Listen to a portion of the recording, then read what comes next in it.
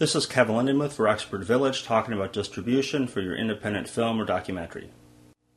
Licensing to television, well, my only experience with television is with the documentaries, and those are for PBS. And the way that worked is, PBS doesn't really pay anything for independent programs, I guess, unless you get on one of their, Frontline or In Focus or something.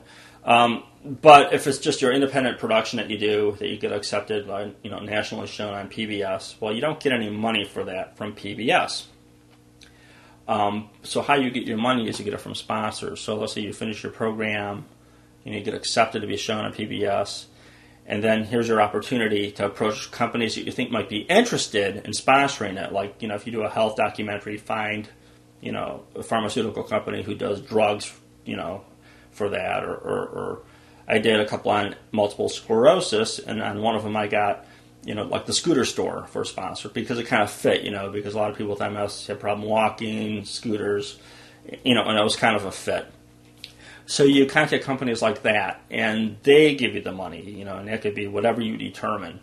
Just make it worth your while because, these things are going to be shown. And, of course, you got to be convincing. And it's also, once it's accepted, it's a good thing to, show these potential sponsors. It's like, well, yeah, this is going to be shown. This is definitely a real thing. And, it convinces them more to, be a part of it if they want. So, the distribution of the documentaries is much more hands-on for the filmmaker. Again, I guess you could go through an in-between company who would do this, but, of course, you got to split the money. So it just depends, how much time, effort, what is the simpler thing, what is more of a hassle. That really depends on, it goes on with this whole distribution thing, because basically, in my view, all distribution is a hassle because, I want to just finish this program. I just want to get it out there. I don't want to have to worry about selling it or whatever, convincing people to invest, convincing people to be a sponsor or underwriter for a program. I mean, I'd rather, in an ideal world, just, finish it, hand it off to somebody, but that just never happens. So with all this distribution, just be very on top of it. Be as in control of it as you can because, this is your project, means more to you than it means to anybody else, probably, because you spent all this time doing it. And you just don't want to let it go. You just don't want to throw your project away for free. You just don't want to give it to a distributor who's not going to distribute it, because that also happens where a distributor will take your film and it'll never get released.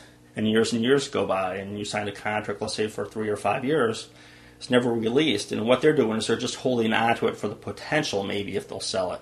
Or if they could sell it to a package. It's just kind of, they're keeping it in reserve, basically, with no intention of selling it.